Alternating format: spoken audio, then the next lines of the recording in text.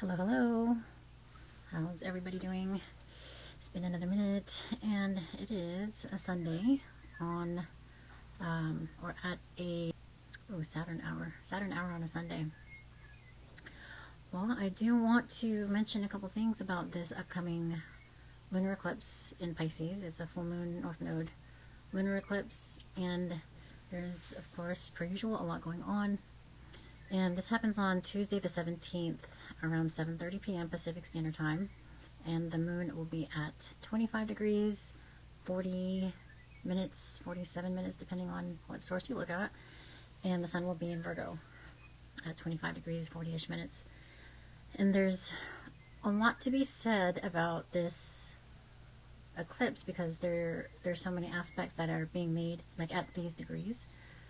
And we have very cooperative aspects. So the sun is in an earth sign, and then we have Pluto and Uranus also in earth sign. So this is making a earth trine with the sun, Pluto, which is designed to transform and uproot the shadow sides of whatever sign it's in. And this one is in Capricorn. It's retrograded back into Capricorn for a couple months until November 19th, and then after 19th it'll go back in to Aquarius, where it will stay for 20 years. And this Pluto in Capricorn is making a trine to Uranus in Taurus, which is at 27 degrees and also retrograde. I feel like Uranus is assisting Pluto to really like break apart the stubborn last bits of toxicity in Capricorn. So it's helping Pluto to kind of loosen up the crusty, old, obsolete things about Capricorn, the shadow sides of Capricorn that need to go. Capitalism, colonialism, imperialism, land grabs, and the apex. So this is also making Pluto and Uranus are making sextiles to the full moon in Pisces and Neptune. Neptune's at 28 degrees, Pisces also retrograde. And so this configuration between or among Uranus, Pluto, and Neptune is making a minor grand trine. And so if you combine the grand earth trine with the minor grand trine, that creates a kite. So this kite, and Neptune is the energy of like spirituality, oneness, unconditional acceptance. It's that intangible, ethereal, mysterious side of life that we all know and love. And it can be very hard to understand because a lot of it is very illusory. And anytime people start talking about Neptune, there can be a loss of words because it is just such a profound energy. And there's a lot of intangibility, ethereal, nebulousness about Neptune and Pisces. And then at the same time, on the shadow side, there can be illusion and fantasy. You don't know what's real or fake. But with Neptune and the moon at the apex of this kite, like it's the tip of the kite, to me this is giving like, Calgon take me away kind of vibes. And it's pulling the Virgo energy up out of the ground so that there can be a balance of energy between reality, like this earthly plane, the mundane, chop wood, carry fire energy, this kind of like orderly, methodical, almost like tunnel vision sort of energy that Virgo has a potential of having, and kind of like pulling that energy out and carrying it into the ethereal realm, the dream realm, where we can be a lot more like open-minded, like open to the possibilities. And this also is like a prelude or a prequel to the nodes shifting into Pisces and Virgo in January. So January, the North Node will move into Pisces, and they move backwards, and so it'll move into Pisces starting at 29 degrees. And the South Node will be in Virgo at 29 degrees. And so this is kind of like a kind of preview for those energies and the lessons that we can expect to learn, and the things that we can kind of expect to attract. Like, we're gonna be more drawn to the spiritual side of life, like the ethereal, mysterious side of life, and moving away from like the Virgo servitude, the shadow sides of Virgo, which can be like involuntary servitude, the what did Nicola Stojanovic, it was like, you know, just working conditions. It also, Virgo is also connected to health and general practitioners. Let's see, service industry, tenants and subtenants, pets, analysis. So this full moon is kind of like carrying us out of that heavy energy of, you know, the earthly Virgo rat wheel kind of realm, so that we can like open up to the more mysterious spiritual side of life, which has been suppressed for like far too long. And these planets, Pluto, Uranus, and Neptune, are at the last degrees of each sign, so this is creating this is kind of like a preparation for the big shift into the next signs. So Pluto moving into Aquarius, like re-entering Aquarius and staying there for 20 years, that's going to be a huge shift. Uranus moving into Gemini, I believe it's around this time next year. And then Neptune moves into Aries along with Saturn around March of 2025. So those are going to be big shifts, and so like with big shifts takes a lot of adjusting to. And so kind of like the dahlia flower, it kind of expands and then it retracts and then expands before it really grows again. This is kind of like us, and like the planets are doing the same thing.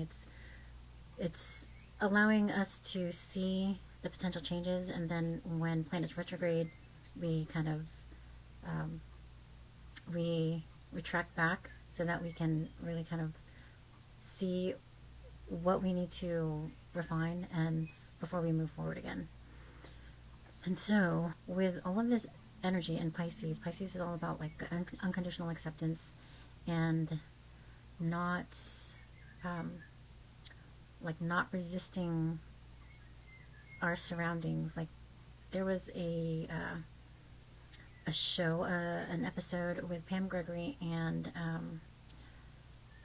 there's a woman that channels this ascended master, Zach. And so, who is it? What is her name? Hazel. Hazel is a hypnotherapist, and so she was able to,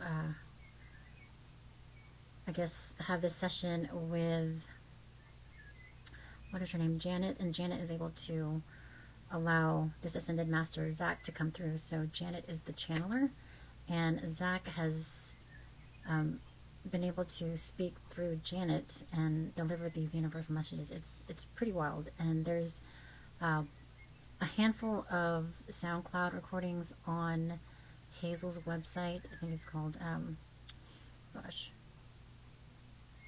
hazelnewton.live, and there are some, you know, like 10-minute clips of some of their previous transmissions.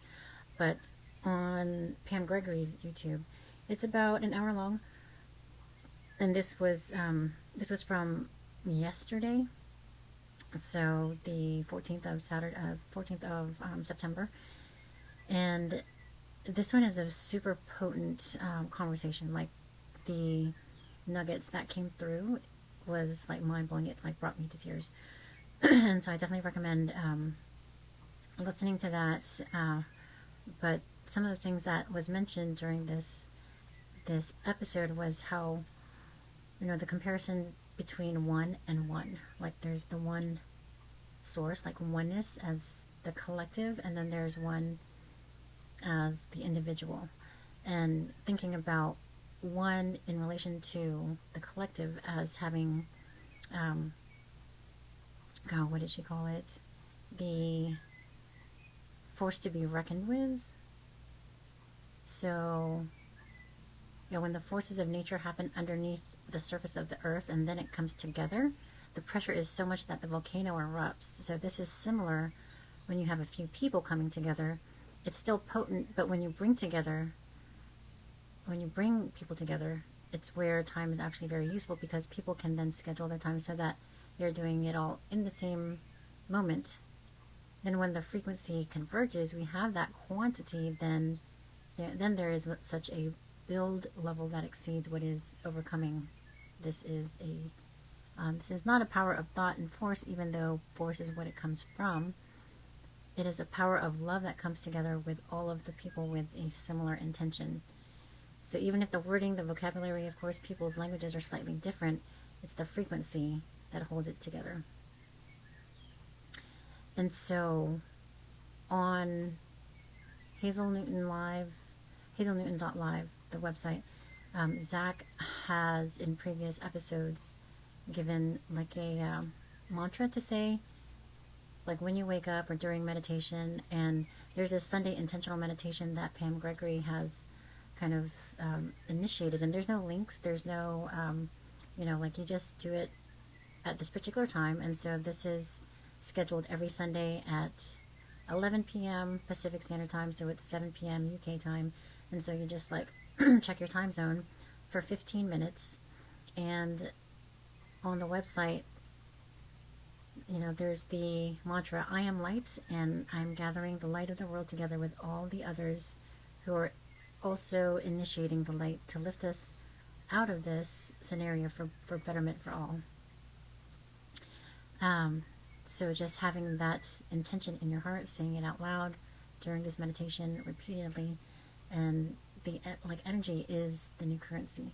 Like, we don't have to be using our energy in violent, aggressive manners, and the powers that currently are know that, which is the energy that they want to perpetuate in order for them to stay in power and have control and have people dependent on the solutions that they are providing, even though they are the ones that have created the problems. It's like creating the illness and then selling the cure.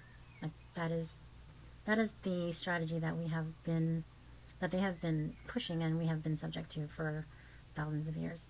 And so now this shift that is coming, that we are in the midst of, that like we're like at the height of, this shift is allowing us to really use our energy in the productive ways that we are meant to be using them in, so that we can build and co-create a future that we can all enjoy, not just a few handful.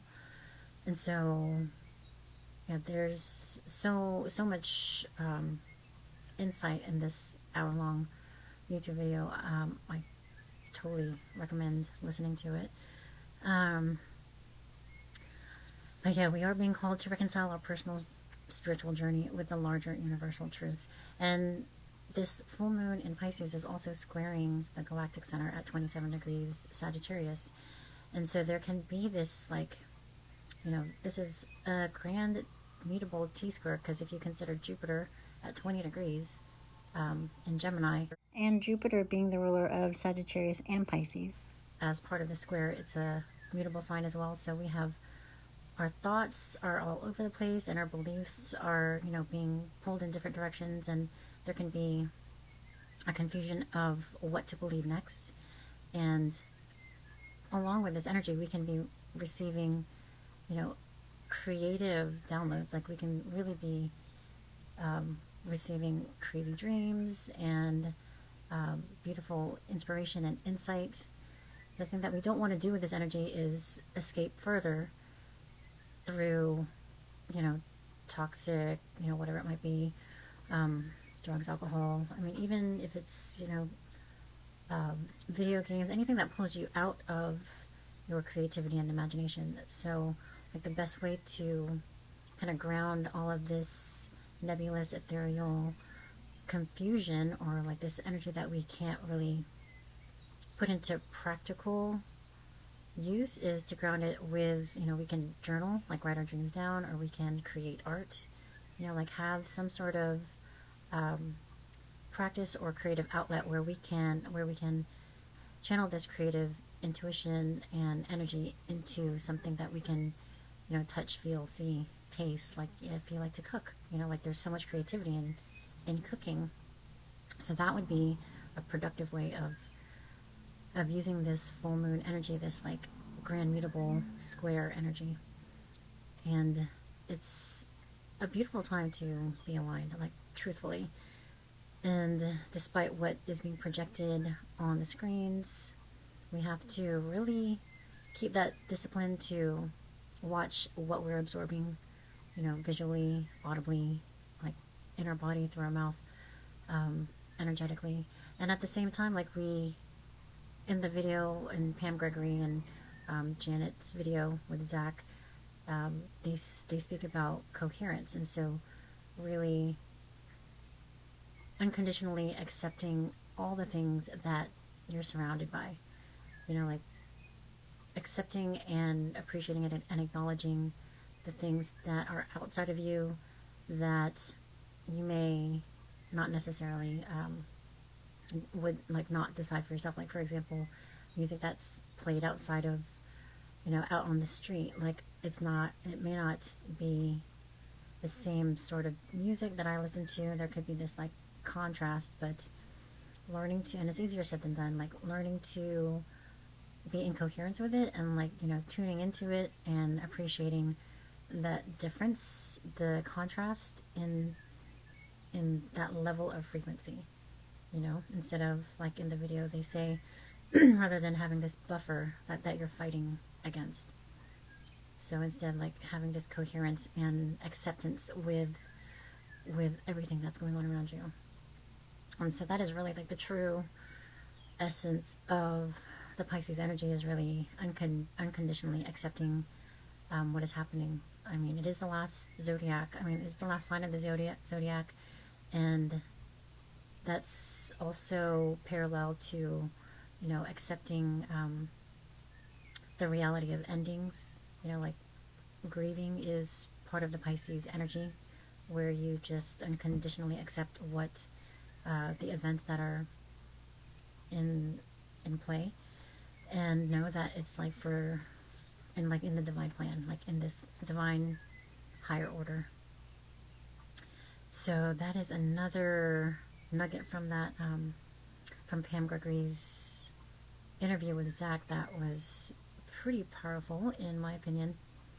So overall, the full moon in Pisces on the evening of the 17th is, just using that nebulous, maybe confusing, ethereal, imaginative energy and channeling it into something that grounds you, whether it's journaling, writing your dreams down, having a creative outlet to express whatever it is that you're feeling, and taking it really easy. Like this isn't a time to chop wood and carry fire.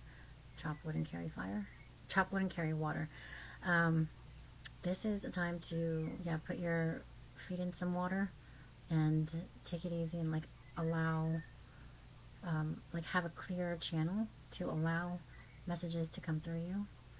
And there can be so many miracles, I feel like, with this kind of energy, and especially if we use our energy mindfully to come together in our heart space and like stay centered and focus inward, and using that mantra. I mean, there's another mantra on Hazel Newton's website, I guess like specifically for the full moon, for like any full moon. Just like the moonlight water, it only takes a thimbleful of the dominant force. The dominant force energy is light. Sit in the light, surrender, and allow yourself to simply beam light.